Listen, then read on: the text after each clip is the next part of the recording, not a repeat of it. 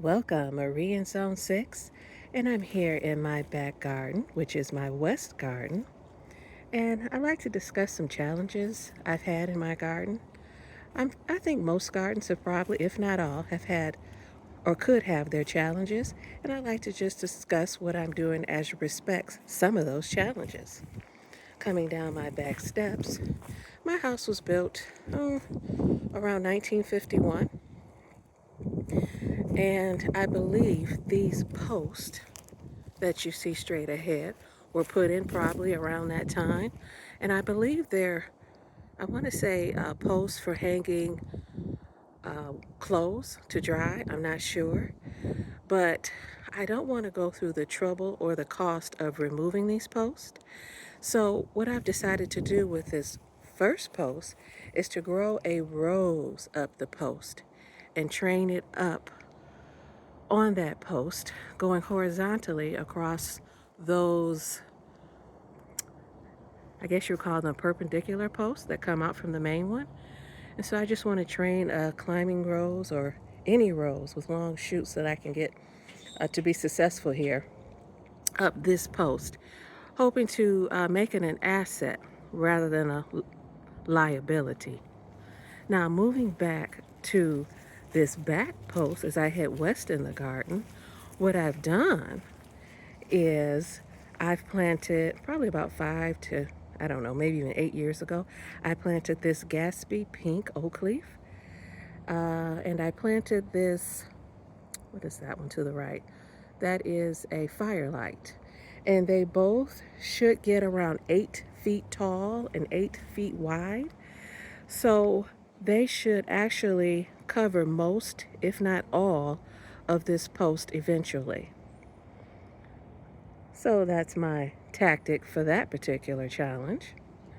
Another challenge I had back here for years is when it would rain a lot, I would have a shallow, almost like a shallow lake in this back portion of my yard. So over the years, I've slowly but surely built up the ground back here and planted, and I created this back bed, you see. This area over to the right as well as this one to the left, which is the newest area. And if I go over here and you look in my neighbor's backyard, I don't know if you could see that, but you can see the standing water back there. We've had a lot of precipitation recently, so that was a challenge for me for years. So that's kind of how I've worked to handle that challenge. I'm now here on the north side of my home, and this is the way you enter the back garden or the west garden. And a challenge I have had over the years is against this fence. By this driveway, there is an extremely narrow flower bed. Like down on this end, it might be, I'll say 6 inches deep. And as you go back, it might widen to about maybe a foot. And so what I've done is I've added, because evergreens are so important to make a garden look mature and established. So the first thing I did was I added these containers with these arborvitae, these conical shaped arborvitae. You see this first one, the second one toward the middle, and the one toward the back by the welcome sign. And then last year, I got on clearance these golden globe arborvitae, and I added those over here to kind of fill the void in between these taller conical arborvitae. Actually, this one has been moved over temporarily just to make room for these roses, which are here temporarily. But it would be more towards the middle area between these first two arborvitae as the season goes on. So I've added containers, and with it being so narrow and this wall so flat, these arborvitae really provide some depth over here against this flat fence, and also some structure and really foundation plants, so to speak. They make the garden look more mature and established. And as far as this fence being so flat, I've planted years ago this clematis or clematis, and it blooms beautifully, a fuchsia. And so that helps to add interest to this fence and dimension, as well as this new dawn rose. I've also recently planted 2 quick fires. There's one, which should get pretty tall. And here is the other quick fire. And, oh no, they're little quick fires. They're both little quick fires. There's the tag down there, if you can see it.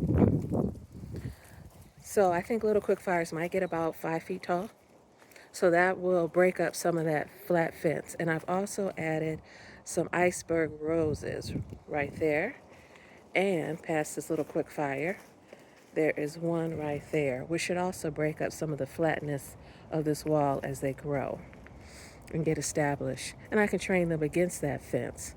You know, it being wooden, it won't be hard to attach screws or whatever the case may be for the roses.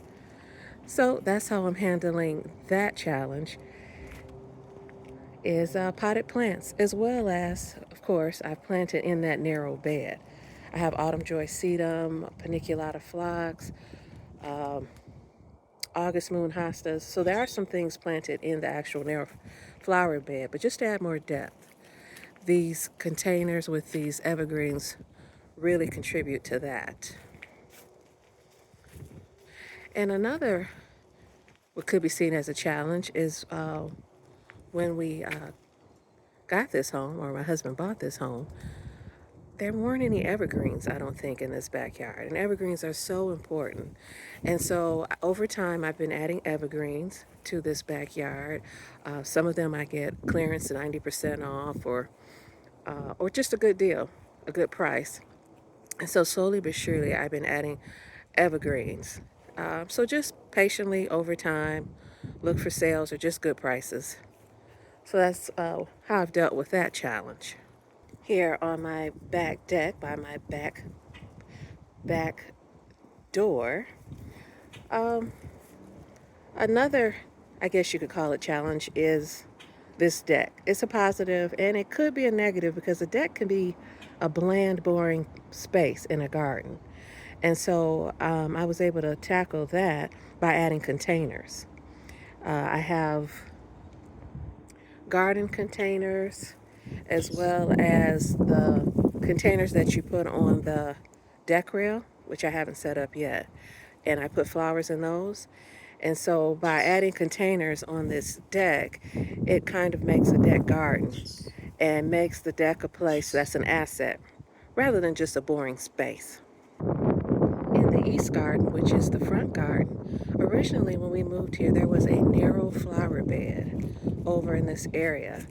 And so that's not much room for flowers and plants. So that challenge I met by digging out grass and making a wider flower bed. But over here to the right, there actually was no flower bed in this particular area you see right here. So I dug out the grass that was in this area, because the flower bed to the left had a heavy look. And then to have no major flower bed on this side to the right, it looked too light on this side. I wanted more of almost a counterbalance. It's not really a counterbalance because this side is still smaller, but more proportionate. So I dug all this particular area out and added this flower bed over here that you see in this front area. All of these evergreens you see, I or my mom planted. So I planted all of these evergreens you see, with the exception of, I think my mom planted this juniper right here for me. It was left by the prior owners, and she thought that was a great spot, which it was. And it worked out she planted it, because anytime I go, well, not anytime, but sometimes I can have an allergic reaction to juniper. So that worked out. It was tiny, but now it's huge and beautiful. quick idea, this arborvitae, as well as this arborvitae, as well as these back arborvitae were all conical shape, like the ones against the west fence. And I just cut the top part of them off to make them more of a rounded shape, because years ago, buying globe arborvitae were extremely expensive. So this was an economical way to do so. So I just cut the top part off, and they've done well, and they filled in. Look back there. There's Night. She's hanging out. That's a stray cat that was born in my garage probably about 8 to 10 years ago. She's a doll. She's so careful as she goes around my plants. I just love her. Here's another tip. To the left, this arborvitae, the prior owners left as well, and I think my mom planted this one here. So it was getting really large and wide and kind of obstructing a lot of the entrance to the west garden. So what I did is I just limbed it up. So you can actually tailor sometimes your evergreens and some of your deciduous shrubs. And so I just limbed it up, cut out the bottom branches, stems, and that allowed more room as far as entering the back garden.